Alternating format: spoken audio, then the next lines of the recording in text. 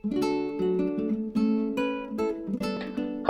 नमस्कार। स्वागत है आप सबका आज 15 नवंबर 2020 की शाम और दिवाली के एक दिन वाली शाम है आज, तो आप सबका बहुत-बहुत स्वागत है। और सबसे पहले धन्यवाद देना चाहूँगा विकास कुशवाहा जी का, जिन्होंने बताया कि फेसबुक लाइव नहीं चल रही है। उम्मीद है अभी आप सबको ऑडियो और वीडियो क्लियर मिल रही होगी। तो साथ के साथ ये भी उम्मीद है कि आप सबकी दिवाली बहुत अच्छी गई होगी। हमारी दिवाली अच्छी गई। पटाखे कम जले इस बार और काफी वातावरण साफ सुथरा रहा। हालांकि दिल्ली की बात है कि दिल्ली में इस बार भी पटाखे जले और प्रदूषण काफी हद तक फैला है। कोविड बढ़ रहा है तो खुद को संभालिए। नमस्कार पुष्कर भाई। और अंचल, स्वागत है आपका। कोविड के रिलेटेड 2-4 मौतें भी हुई हैं हमारे जान पहचान में, तो जो भी दिवंगत आत्माएं हैं उन सबको शांति की प्रार्थना करते हैं और परिवारजनों को भगवान दुख सहन करने की शक्ति दे, इसकी भी प्रार्थना है। मित्रों, आजकल एक किताब पढ़ रहे हैं जिसका नाम है सुहेलदेव। ये मेरी बेटी पढ़ रही थी तो मैंने भी पढ़ी। अमीश की सारी किताबें पढ़ चुके हैं। तो ये एक उस राजा की कहानी है जिसने, राजकुमार की कहानी है जिसने भारत में तुर्कमेनिस्तान, तुर्की से आए हुए जो मुस्लिम इन्वेडर्स थे, जिसमें गजनी का भी नाम आपने सुना होगा, तो उनसे कैसे अपने देश की रक्षा की और कैसे अपने मंदिरों की रक्षा की, उसकी कहानी है। उसमें सुहेलदेव जी के गुरु हैं काशीनाथ जी। तो काशीनाथ जी ने 1-2 लाइन बोली उसमें कि ये जो हिंदू धर्म है ये मरना नहीं चाहिए। ये इसलिए नहीं मरना चाहिए कि अगर ये हिंदू धर्म खत्म हो गई तो एक बहुत प्राचीन सभ्यता का जो कनेक्शन है हमारे रियल लाइफ से वो टूट जाएगा, तो ये नहीं होना चाहिए। और साथ के साथ इन्होंने ये बताया कि जो ऑलमोस्ट ये कुछ एक धर्मों में से एक धर्म है जो कि ज्ञान, विजडम के ऊपर में बेस्ड है और इसमें एक स्पिरिट ऑफ क्वेश्चनिंग को एनकरेज किया जाता है। आत्मशोधन बोल सकते हैं आप, खुद से सवाल पूछना, नेचर के बारे में सवाल पूछना, भगवान क्या होता है इसके बारे में सवाल पूछना। अक्सर अलग अलग धर्मों में इन सब चीजों की आज्ञा नहीं है, बट हमारे यहाँ इस चीज की अच्छी खासी आज्ञा है। तो वेदांता में भी अगर आप देखें, वेद जो हमें सिखाते हैं कि हम सब की नेचर एक ही है, हम सब डिवाइन हैं, हम उस एक परमात्मा के स्रोत हैं और हम सबके अंदर में वो भगवान वास करते हैं। और ये जो धर्म है ये हमें ये खोजने में मदद करता है कि वो अंदर है कहाँ और उसको खोज पाए। तो आज सुबह सुबह ये 14 दिन का जो इंतराल निकला आप सबसे पिछली बातचीत में और आज में, तो मैंने सोचा कि कौन से टॉपिक पे बात करें, क्या बात करें। और फिर मैंने सोचा कि अभी दीपावली गई और छठ आ रही है, तो छठ के बारे में कुछ बात की जाए। फिर मैंने खुद से अपनी नॉलेज चेक करने की कोशिश की कि मैं छठ के बारे में कितना जानता हूँ, मैं क्या कुछ और कुछ इसमें जानकारी निकाल सकता हूँ, क्या कुछ और ऐड कर सकता हूँ क्या। तो ये जो एक रिसर्च थोड़ी सी आज शुरू हुई, ये काफी इंटरेस्टिंग हो गई। अब इंटरेस्टिंग इसलिए बता रहा हूँ कि आपको ये जानकर आश्चर्य होगा कि छठ की ओरिजिन के बारे में बहुत कम ही जानकारी अवेलेबल है और कोई एक स्रोत तो आपको शायद जल्दी ना बता पाए, तो मुझे कई सारे स्रोतों से ये जानकारी निकालनी पड़ी और उन सब के साथ आपके साथ सामने हाजिर हूँ। कुछ नई जानकारी आपको जरूर मिलेंगी। हम आज बात करेंगे छठ का मतलब क्या है, मनाते आ रहे हैं बट इसके पीछे की इतिहास क्या है, कुछ कहानियां हैं बड़ी इंटरेस्टिंग, वो कहानियां, और उम्मीद है आपको उसमें से बहुत सारी कहानियां मालूम होंगी, 1-2 नई भी आज मालूम पड़े। राजीव जी, स्वागत है आपका।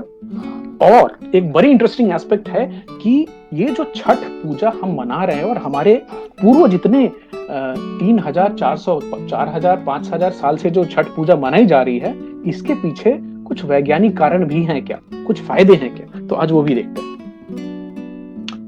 छठ, छ हट, छ हट, छठ हिंदू पर्व। सूर्य भगवान की पूजा होती है बिहार, झारखंड, नेपाल के तराई वाला इलाके में और पूर्वी उत्तर प्रदेश में भी छठ मनाया जाता है। साथ के साथ जहां भी बिहारियों की पॉपुलेशन थोड़ी ज्यादा है वहां छठ मनाई जाती है। तो अभी कौन से इंपॉर्टेंट शहर है जहां पे छठ मनाया जाता है, जैसे New York, Washington, London, Bangalore, Chennai, Mumbai, Noida, Delhi. तो छठ बेसिकली हर उस जगह मनाया जाता है। फिजी, मॉरिशस, ऑस्ट्रेलिया, जहां भी बिहारी पॉपुलेशन है वो छठ मनाते हैं। और धीरे धीरे इसकी पॉपुलैरिटी इतनी बड़ी है, पूरी इंडिया में लोग जानते हैं कि जैसे मलयाली लोगों को हमें ओणम सेलिब्रेट करने के लिए उनको विश करनी है, तो हमें भी जाने अनजाने लोग छठ की सेलिब्रेशन के लिए, उनको मालूम है कि बिहारी है तो छठ सेलिब्रेशन होगी, तो छठ और बिहारी दोनों का कनेक्शन बहुत स्ट्रांग है। अभी यहां तक एक और इंटरेस्टिंग बात मालूम पड़ी कि छठ खाली बहुत जगहों पे खाली हिंदू ही नहीं, मुसलमान भी मनाते हैं, और ये बड़ी आश्चर्य की बात है। खासकर इसमें एक बताना चाहूंगा कि खासकर मेरा ही जिला जो समस्तीपुर है, वहां पे सराय रंजन नाम की एक जगह है, और सराय रंजन ब्लॉक में बथुआ बुजुर्ग गांव में 15 एक मुसलमान फैमिली हैं जो कि गांव के हिंदुओं के साथ छठ मनाते हैं। उसी घाट पर जाते हैं जहां पे हिंदू साथ साथ पूजा कर रहे हैं। तो ये जागरण की एक न्यूज है जिसका लिंक मैं आप सबसे शेयर करूंगा, आप जरूर देखें उसको। छठ भारत में ही नहीं, दुनिया भर में मनाए जाने वाले पर्वों में से शायद सबसे पुराना पर्व होगा, क्योंकि ये वैदिक काल से चला आ रहा है, जो कि 3500 साल ईसा पूर्व की हम बात कर रहे हैं, और इसके पीछे भी विवाद है, इससे पुराना भी हो सकता है।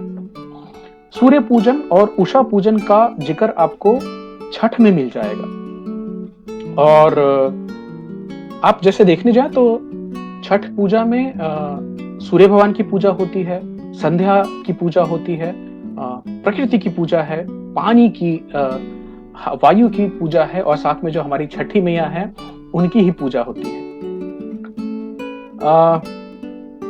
छठ पर्व है कि पूजा है? अब देखिए, छठ पर्व बोलते हैं और हम उसमें पूजा करते हैं। राजीव जी, और कुछ जानकारी हो तो जरूर शेयर कीजिएगा मेरे साथ। और छठी मैया को सूरज भगवान की बहन बताया गया है। हालांकि एक चीज और इंटरेस्टिंग आज के रिसर्च में पता चली कि बहुत सारे हिंदी पूजा पाठ और जो पूजा होते हैं उसमें एक भगवान होते हैं, एक मूर्ति होती है। शायद छठ उन 2-4 ऐसे पूजा या पर्व में से एक है जिसमें कोई मूर्ति की पूजा नहीं होती है, और ये आपके और हमारे वैदिक ट्रेडिशन में था, जब भी मूर्ति पूजा उतनी नहीं थी और नेचर की चीजों की पूजा की जाती थी, तब से ये पूजा चली आ रही है। 4 दिन का बहुत ही इंटेंसिव और डिफिकल्ट फेज होता है, जिसमें कि 36 घंटे तो बिना पानी और खाने के रहती हैं हमारी मम्मी और दादी रहा करती थी। और उन 36 घंटे की फास्टिंग के बाद आपको एक बिल्कुल ठंडे पानी, बिकॉज अभी जो समय है नवंबर का, बिहार में अच्छी खासी ठंडा आ जाती है, यूपी में, तो सुबह में 4 बजे 5 बजे में अंधेरे में वो ठंडे पानी में नदी या तालाब में उतरना बहुत ही डिफिकल्ट होता है। और जो पूजा करते हैं उनको पर्वतिन बोलते हैं, हमारे यहाँ पवनी से पवनैतिन भी बोला जाता है। इंटरेस्टिंगली खाली औरतें ही नहीं करती हैं, मर्द भी करते हैं। हालांकि जो प्रोपोर्शन है, औरतें ज्यादा करती हैं और मर्द कम करते हैं। राजीव जी लिख रहे हैं, यस, सप्तमी तिथि is the birthday of Suryadev. बहुत बढ़िया, thank you so much.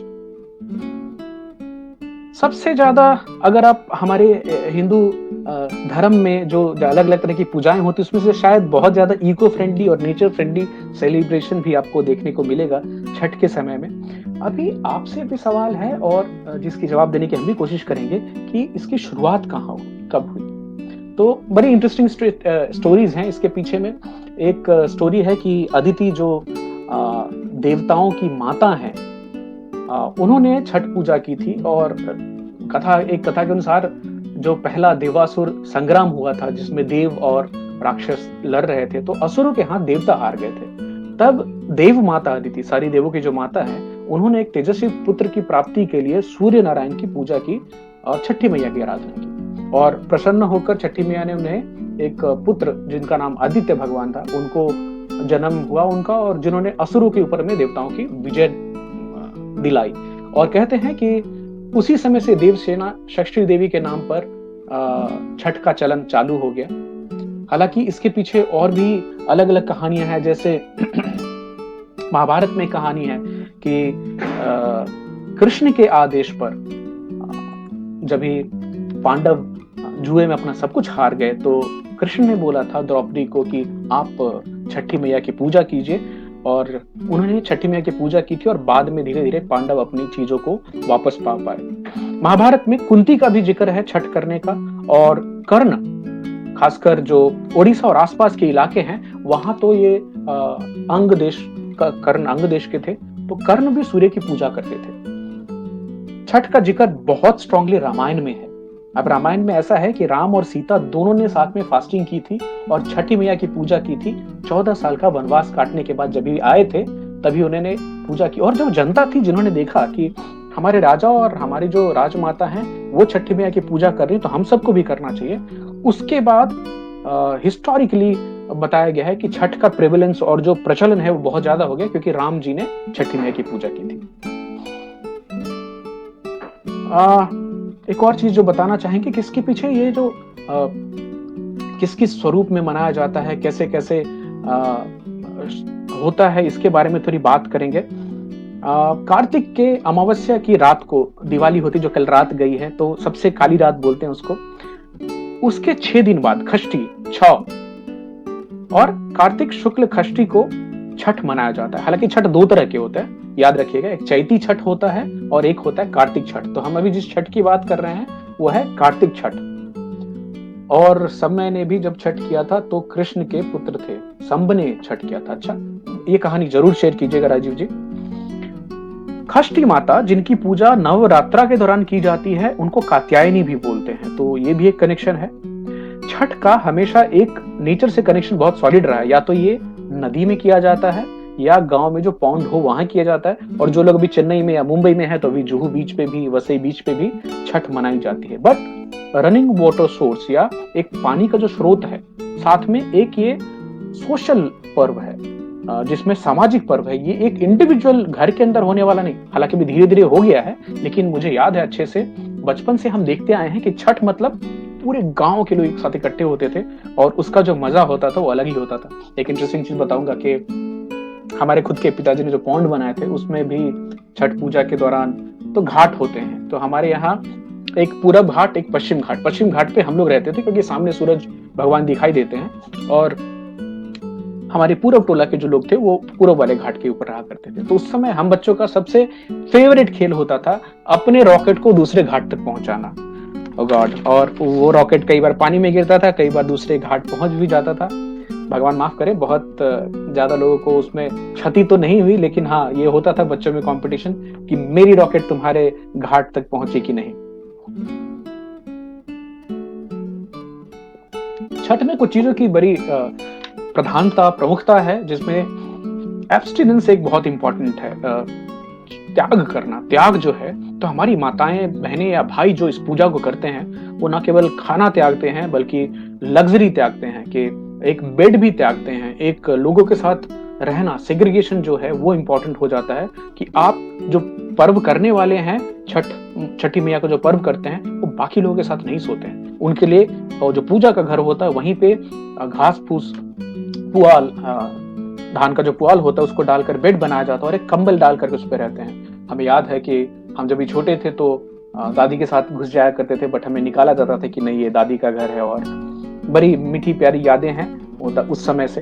Fasting बहुत इंपॉर्टेंट होती है इसमें। जो व्रती हैं, जो पवनैतिन हैं, उनका सेल्फ कंट्रोल बहुत ही टेस्ट होता है इसमें। बट जो मेरी मम्मी बोलती हैं या दादी बोलती हैं कि नहीं, कोई तकलीफ नहीं होती, आप एक बार उस फॉर्म में, उस मेंटल स्टेट में आ जाते हैं कि आप छठी मैया के समर्पण में हैं, तो आपको ना भूख लगती है ना प्यास लगती है। मैंने आज तक 36 घंटे का फास्ट नहीं किया है, कभी करने की कोशिश करेंगे। राजीव जी लिख रहे हैं, संब को कुष्ठ रोग हुआ था जिसके निवारण हेतु छठ किया था और रोग मुक्त हुए। एंड इट्स ओनली वन पर्व जिसमें ब्राह्मण की जरूरत नहीं होती, कोई सोशल डिफरेंस नहीं होता। बहुत सही बात कही आपने, और इसके ऊपर में हम और ज्यादा बात करेंगे। राजीव जी, मैं चाहूंगा कि आप औरंगाबाद में देव नाम की जगह है जहां पे सूर्य भगवान की मूर्ति है, उसके बारे में भी जानकारी निकालें। अभी भी है वो, और कितनी पुरानी है इसके बारे में बहुत विवाद है उस पे। बट सूर्य का एक मंदिर बिहार में भी है, मोढेरा में है गुजरात में, जिसकी जानकारी लोगों को है, कोणार्क में है ओडिशा में, उसकी जानकारी है। बट बिहार के देव नाम की जगह जो औरंगाबाद डिस्ट्रिक्ट में है, वहां भी एक सूर्य भगवान का मंदिर था। और देव में हर साल चैती और कार्तिक छठ में लाखों श्रद्धालु पहुंचते हैं छठी मैया की पूजा करने के लिए। तो एक तो देखिए वो स्टेजेस जो हैं छठ के कैसे होते हैं। तो पहला जो डे 1 होता है उसको बोलते हैं हमारे यहाँ नहाय खाए। नहाय मतलब बेद खाना मतलब ईटिंग, तो नहा के खाना, या एक दूसरी तरह से इसको अरबा अरवाइन भी बोलते हैं। पापा मम्मी अगर सुन रहे हो तो याद दिलाइएगा, मैं गलत तो नहीं उच्चारण कर रहा हूँ। इसमें जो पूजा करने वाले होते हैं, जो पवनैतिन होते हैं, वो सुबह सुबह गंगा जल में स्नान करते हैं, गंगा या किसी नदी के स्रोत में या पौंड में जाके स्नान करते हैं, और वहीं से गंगा जल लेकर आते हैं, जिस जल में उस दिन प्रसाद बनता है। और वो प्रसाद बनाने का काम भी जो पर्व करने वाली पवनैतिन होती है उनका ही होता है। पूरी खीर बनती है, कुछ जगहों पे कद्दू और भात भी बनाई जाती है, चना दाल होती है, केला होता है, मतलब शुद्ध सात्विक खाना बनता है। और जहां इसको बनाया जाता है वहां की साफ सफाई बहुत बहुत इंपॉर्टेंट होती है। वहां पे बहुत चीजों को जाना छूना, ऑब्वियसली जो हमारे हिंदू कल्चर में लहसुन प्याज मसाले ये सब उस दिन नहीं खाए जाते हैं। और वो जो प्रसाद होता है फिर वही घर में भी बांटा जाता है। दूसरा दिन जो होता है, डे 2 ऑफ छठ पूजा, उसको खरना बोलते हैं, या कुछ जगहों पे लोहंडा भी बोला गया है। अब खरना में होता यह है कि जो माताएं हैं वो पूरे दिन का फास्ट करती हैं, शाम में फास्टिंग टूटती है खरना की, और फिर जो है वो फेस्टिवल की शुरुआत जो होती है। इसमें एक और चीज बताना चाहूंगा, ये जो नहाए खाए में खाली एक टाइम का खाना खाते हैं लोग, तो अभी बहुत सारे लोग हेल्थ फाइड में आके डाइटिंग की वजह से 1 मील अ डे OMAD कॉन्सेप्ट मनाते हैं। बट थोड़े स्वैग के साथ बोल सकते हैं कि हमारे यहाँ OMAD तो हमारे पूजा पर्व में भी लोग बहुत पहले से मनाते हैं। छठ का जो डे 2 और 3 होता है उसमें बहुत सारी शॉपिंग भी की जाती है, नए कपड़े खरीदे जाते हैं, शुगर केन खरीदा जाता है, फ्रूट्स खरीदे जाते हैं, ड्राई फ्रूट्स, मिठाइयाँ खरीदी जाती हैं, और बहुत बहुत इंटरेस्टिंग सी चीज होती है। शाम में बेसिकली खीर और चपाती रहती है, मिट्टी की खीर बनती है जिसमें कि चीनी नहीं होती है, और उसको प्रसाद के तौर पे खाया जाता है। छठ के पूजा में आपको जो फल दिखेंगे, मेनली जो मैं अपनी यादाश्त से बता रहा हूँ, केला दिखा है, मूली की प्रधानता है, मूली बट उसमें पत्ते लगे हुए होते हैं, फिर ये अदरक होती है जो कि खेत से वैसे निकाल के लेके आते हैं, जिसमें ऊपर का पौधा भी लगा होता है, हल्दी होती है उसी हालत में, और पान का पत्ता होता है, इलायची होती है, लवंग होता है, कसेली होती है, बड़ी वाली नींबू जो आती है जिसको हम लोग गागर नींबू बोलते हैं वो रहती है। और इनफैक्ट जो डे 2 के रात को जो खाना खा लिया है उसके बाद से जो पूजा करने वाली जो पवनैतिन होती है वो 36 घंटे का उपवास रखती है बिना पानी के, जिसको निर्जला भी बोला जाता है। और पता नहीं कैसे करते हैं, बट ये सालों साल से चली आ रही है प्रथा। तीसरा दिन जो होता है, जिस दिन संध्या अर्घ होती है, बट इसकी एक इंटरेस्टिंग चीज है। तीसरे दिन की शुरुआत जो हमें याद है कि छठ आज शाम को होने वाली है, तो सुबह सुबह जब उठेंगे तो घर में एक अच्छी सी खुशबू आती रहेगी, क्योंकि घी में बहुत सारे हमारे खजूरी बोलते हैं, बट ज्यादातर बिहार में ठेकुआ बोला जाता है, ठेकुआ बन रहा होता है। ठेकुआ इसलिए बोलते हैं कि एक लकड़ी का सांचा होता है, उसके ऊपर में उसको ठोक के बनाते हैं, इसलिए ठेकुआ बोला जाता है। बेसिकली ये मोटा पीसा हुआ आटा होता है गेहूं का, और इसकी तैयारी वो पापा मम्मी सुन रहे होंगे बताएंगे, नहाए खाए के समय से शुरुआत हो जाती है। गेहूं को बहुत अच्छे तरह से धोना है, उसको बहुत अच्छे तरह से सुखाना होता है, और बहुत प्रोटेक्ट करके रखना होता है कि उसमें और कुछ अशुद्धि ना आ जाए। फिर उसको मोटा पीसते हैं, फिर बाद में चीनी और घी के साथ मिलाकर बाद में उसको क्रिस्प डीप फ्राई किया जाता है घी में। तो जब भी बचपन की याद है कि सुबह सुबह आप उठें, बड़ी अच्छी खुशबू आती है, लेकिन यहाँ तकलीफ यह है कि आपको खाने को नहीं मिलेगा, क्योंकि अभी जब तक पूजा नहीं हो जाए, छठी माता के प्रसाद में से कुछ भी चीजें पूजा खत्म होने तक कोई नहीं खा सकता। तो बच्चों के लिए और हमारे लिए बड़ा एक चैलेंजिंग होता था कि अपने आप को टेम्पटेशन रेसिस्ट कर पाना। बट बहुत अच्छी याद है कि आप सुबह उठेंगे तो देखता था मम्मी है, सोहन है, दादी माँ और सब लोग मिलकर के वो बहुत सारा ठेकुआ खजूरी जो हम बोलते हैं वो बनता था, क्योंकि बांटा भी जाता है प्रसाद बहुत ज्यादा लोगों में। विकास जी लिख रहे हैं all green and leafy seasonal things used for prasad. बिल्कुल सही कहा आपने, मुझे जो मोटा मोटा याद है वो सब मैं बता रहा था आपको। तो तीसरा दिन जो शुरुआत होती है, जो संध्या अर्घ जिस दिन होता है, उस पूरे दिन तो मतलब प्रसाद की तैयारी चल रही होती है, ठेकुआ बन रहा होता है। और हम बच्चों का काम बड़ा इंटरेस्टिंग होता था कि, और चाहे आप नदी के किनारे रहने वाले हो कि आपका पौंड हो, बच्चे सुबह सुबह हम अपने जो काम करने वाले 2-4 सहयोगी होते थे उन सबको लेकर पहुंच जाते थे, और घाट की सफाई होती थी। घाट की सफाई में आपको जंगल हटाना है, पेड़ पौधे हटाने हैं, सीढ़ियां बनानी है जिससे होकर के पूजा पाठ करने वाली जो पवनैतिन है वो उतर सके, और केले के थम काट के केले का पूरा पूरा पौधा जाके हम गाड़ते थे उसको और फिर सजाते थे। पूरे घाट को सजाना है आपको, लाइटिंग करनी है। बाद में लाइटिंग आई, पहले तो हम अशोक के पत्ते और क्या क्या चीजें से उसको सजाते थे। फिर बैरिकेडिंग करते थे कि बीच में एक जगह छोड़े जहां से मम्मी नीचे या दादी नीचे उतर कर जा सके पूजा करने, बाकी को घेर कर रखते थे। पानी होता था और पानी कभी कभी गहरा भी होता था। राजीव जी लिख रहे हैं धैर्य की परीक्षा हमारी भी होती है। सही बोल और केवल एक ठेकुआ की बात नहीं है, खजूरी, ठेकुआ, पेड़ा, अलग अलग तरह की मिठाइयाँ, बहुत सारे ऐसे फल। अभी जैसे विकास जी ने बताया तो सेव नारंगी, अब बचपन में सेव और नारंगी तभी आपके बच्चे फ्रिज खोलकर निकाल सकते हैं, और हमें तो तभी मिलता था सेव और नारंगी खाने को जब भी आपके कोई गेस्ट आए या आप बीमार हो या छठ पूजा हो।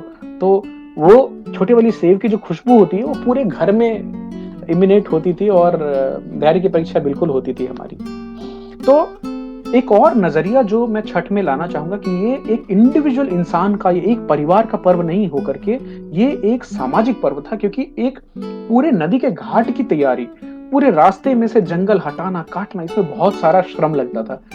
It's a very labour intensive process जिसमें पूरे समाज का एक साथ मिलना बहुत बहुत इंपॉर्टेंट है। और अभी तो जनरेटर लगते हैं, बिजली की लाइटिंग लगती है, बहुत सारी चीजें की जाती हैं। मैं बचपन की यादें आप सबको बता रहा था। शाम की जो अर्घ्य होती है वो एक्चुअली हम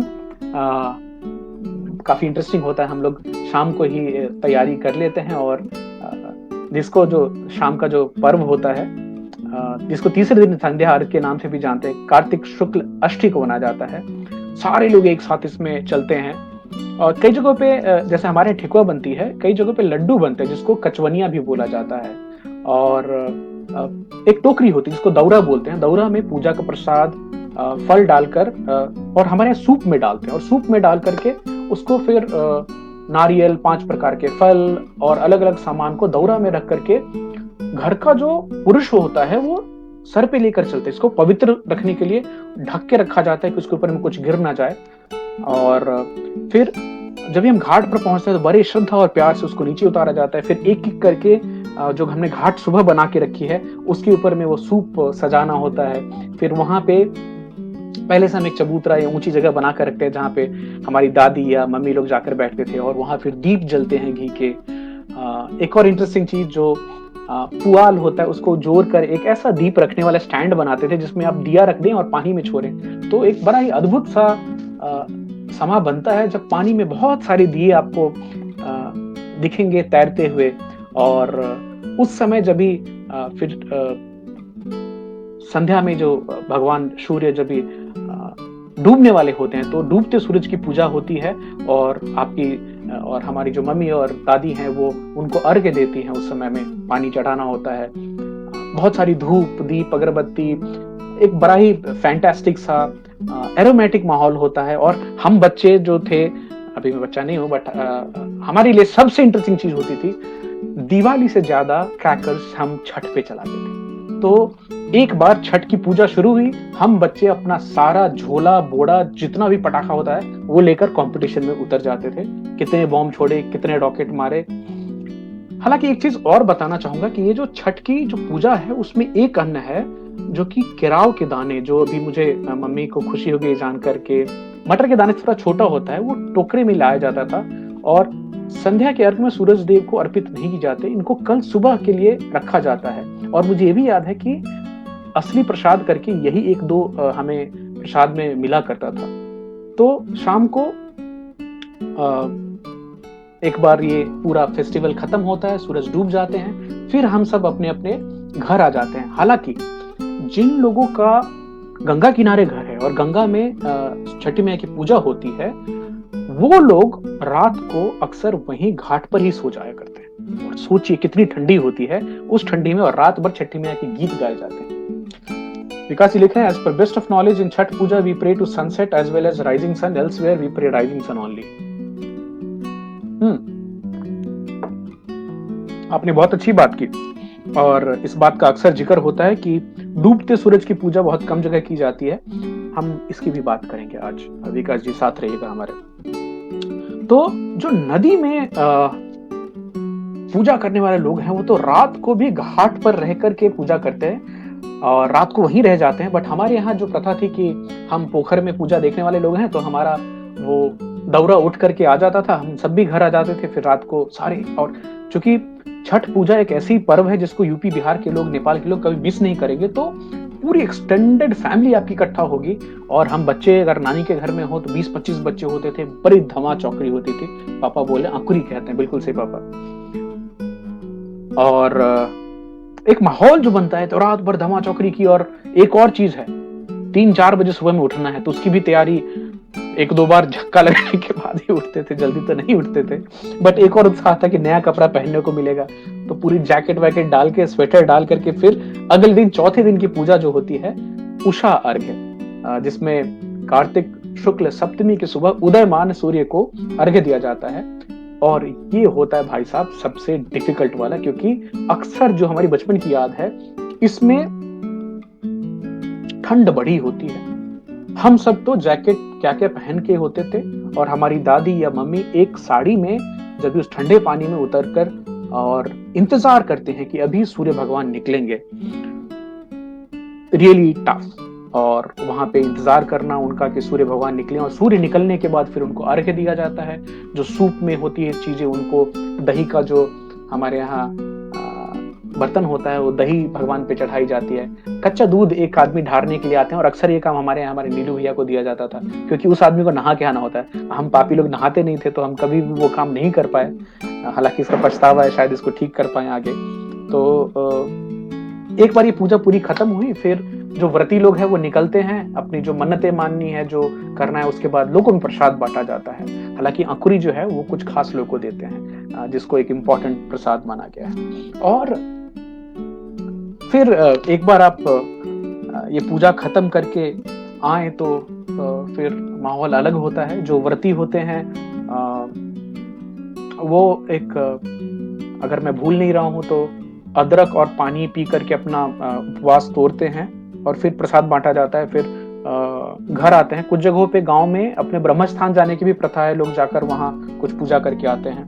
राजीव जी लिखते हैं जिनकी मन्नत होती है कोशी भरने की, वो तो रात को घाट पर ही होते हैं। अच्छी बात, थैंक्स फॉर द इंफॉर्मेशन। और ये भी मुझे जानकारी मिली कि गंगा किनारे या फिर नदी किनारे रहने वाले लोग अक्सर वहां घाट पर ही रह जाते हैं। जब भी छठ पूजा खत्म हुई और जिस दिन चौथे दिन हम घर आते हैं, तो उस दिन एक चीज याद है कि अभी तक जो इंतजार था आपको वो खत्म होता है, क्योंकि अभी आपको मिलने वाला है खजूरी, पेड़ा, केला, फल, जितनी मिठाई अभी आप खा सकते हैं, इसकी कोई रोक टोक नहीं है। अक्सर मीठा ज्यादा हो जाता है, तो फिर हमें इंतजार होता था, वो तरुआ भी बन रहा होता। तो ठंडी का समय और वो फ्रेश निकला हुआ गोभी के पकौड़े और आलू के पकौड़े, और ओ माय गॉड इतनी सारी चीजें। हाँ बिल्कुल सही कह रहे हैं आप, शहद भी चढ़ाई जाती है। और इन सब चीजों को खा पी करके आप एकदम ऐसे टाइट हो जाते थे। तो अब इसको पचाए कैसे जाए? तो गांव में पहले दंगल हुआ करती थी। हम अपने समय पे हमने क्रिकेट खेलना चालू कर दिया, तो छठ के दिन हम दूसरे गांव से मैच खेलने जाते थे, वो भी एक टसन होती थी। अभी ये तो हो गई छठ की जानकारी। इसके पीछे कुछ साइंस है क्या? बिल्कुल साइंस है, और बहुत ही सुखद आश्चर्य सा हुआ ये जान करके कि 6 हठ, अब 6 हठ क्या, 6 खष्टी, 6 हठ, हठ योग, साइंस ऑफ ऑस्टेरिटी, त्याग का जो योग है उसके ऊपर बात करेंगे हम। इसमें एक ये जो प्रोसेस है जिसमें कि बहुत ही शक्तिवान जो सूरज की एनर्जी है, सौर ऊर्जा है, उसको 6 स्टेप्स में कैसे अपने शरीर के अंदर लाया जाए। तो छठ के पीछे की जो विज्ञान है उसको समझने की कोशिश करते हैं। Conscious cosmic solar energy infusion technology, जो भगवान सूर्य की जो ऊर्जा है उसको चेतन मन से कैसे आप अंदर इसको ला सकते हैं, वो स्टेप बाय स्टेप देखते हैं। तो जब भी आप व्रती लोग फास्टिंग कर रहे होते हैं और एक बड़ा डिसिप्लिन सा एनवायरनमेंट होता है जिसमें आपको त्याग करना होता है, आपको अपने परिवार का भी त्याग करना होता है। आप अपने बच्चों के साथ, अपनी पति के साथ, अपनी फैमिली के लोगों के साथ ना रह के एक अलग रहते हैं घर में, और 36 घंटे की फास्टिंग है, पानी भी नहीं पीना। तो सॉरी, एक तरह से detoxification of mind, body and soul होती है। आपका शरीर जो है वो साफ होता है। ये एक तरह से हमारे जो पूजा करने वाले लोग हैं उनकी बॉडी और माइंड को तैयार करता है कि आप सूर्य से मिलने वाली जो ऊर्जा है उसको एक्सेप्ट करने के लिए तैयार हो पाए। फिर जो कि अभी के साइंटिफिक लॉजिक में जो हिंदू धर्म के जानकार लोग हैं उनका बोलना है कि आधे पानी में खड़े होकर के और सूर्य भगवान का इंतजार करना, उस समय जो शरीर से जो एनर्जी लीक होती है वो कम हो जाती है और जो प्राण वायु है वो सुषुम्ना नाड़ी में आगे बढ़ती है, which you can call it A psychic channel of spine. वो हमारे स्पाइनल कॉर्ड से ऊपर आती है। काफी कॉम्प्लेक्स सा सब्जेक्ट है कुंडलिनी का, उसमें मैं नहीं जाना चाहूंगा, मोटा मोटा ये बताता हूँ। सूरज, आप जब भी उस अवस्था में होते कि आप इंतजार करें कि सूर्य भगवान आपको नजर आएंगे, उस समय जो सूर्य की किरणें हैं, और सूर्य की किरणें जब भी आपकी रेटिना से होते हुए, आंख से होते हुए, ऑप्टिक नर्व से होते हुए 3 अलग अलग ग्रंथियों को जाती है। पीनियल ग्लैंड को जाती है, पिट्यूटरी ग्लैंड को जाती है और हाइपोथैलेमस को जाती है। और भाई साहब, पीनियल, पिट्यूटरी और हाइपोथैलेमस को ही त्रिवेणी कहा गया है, त्रिवेणी कॉम्प्लेक्स। तो आपकी जब भी त्रिवेणी कॉम्प्लेक्स एक्टिवेटेड है और उस समय जो सूर्य की ऊर्जा अंदर आ रही है, और एक्टिवेटेड त्रिवेणी कॉम्प्लेक्स हमारे स्पाइन में, हमारी जो कुंडलिनियां हैं उनमें सूर्य की एनर्जी को, सौर ऊर्जा को स्थापित करती है। और यहां तक ये मानना है जो धर्म के जानकार लोग हैं उनका, और जो साइंटिफिकली बेंट माइंड के हैं उनका भी, कि बिलीफ है कि अगर स्टेप बाय स्टेप ये 6 स्टेप्स को करने से एक इंसान अपने कुंडलिनी शक्ति को भी जगा सकता है। इसकी जानकारी मुझे नहीं थी, तो ये आज की रिसर्च में पता चला है। राजेश बोलते हैं रोल की चटनी भी बनाई जाती है। बहुत सही पापा, बिल्कुल सही कह रहे हैं। जमीन पर पुआल और कंबल बिछाकर सोते हैं, वो भी अलग। तो दादी का याद है सीढ़ा घर में उनका अलग सोना, और नहीं भूल सकता उसको। एक और चीज जो आज की रिसर्च में जो राजीव जी भी बता रहे थे, कि इसमें एक ऐसी पूजा है, छठ पूजा, जिसमें आपको न मंदिर की जरूरत है, न एक पुजारी की जरूरत है।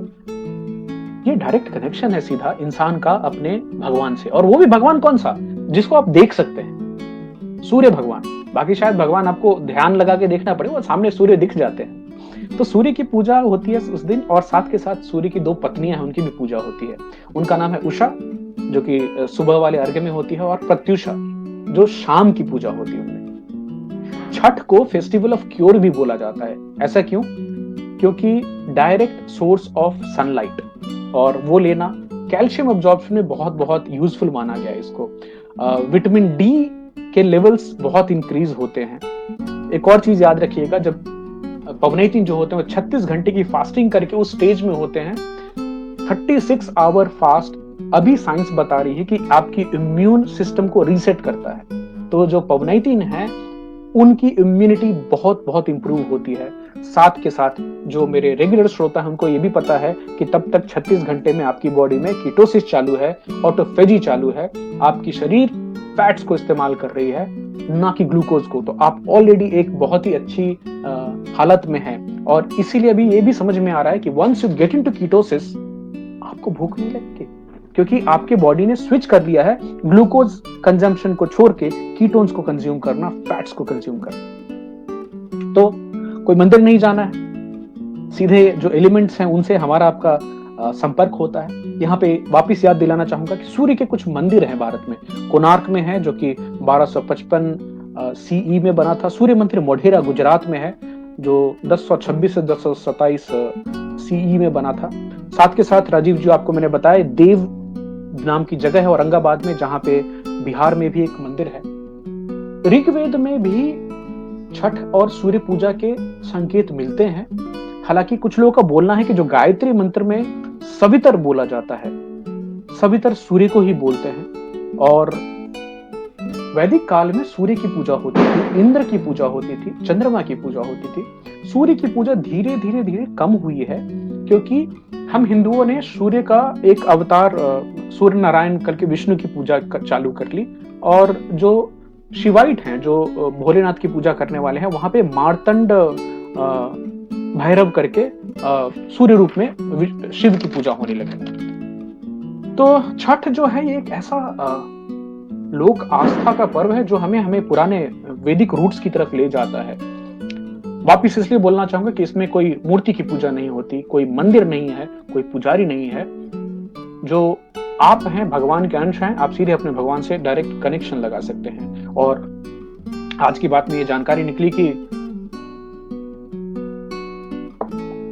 ये कितना पावरफुल प्रोसेस है जिसमें कि सोलर एनर्जी को डायरेक्टली अपने अंदर लेकर आना। और इसीलिए आप अभी बचपन की यादें गौर करता हूं कि लोग दौड़ कर पवनीतिन का आशीर्वाद लेने जाते थे। अब इसके पीछे अगर आप लोग इजाजत दे 2 मिनट में खाली बताना चाहूंगा कि 6 स्टेप जो हैं, खष्टी, 6 हठ, 6 austerity yoga methods. First, number 1,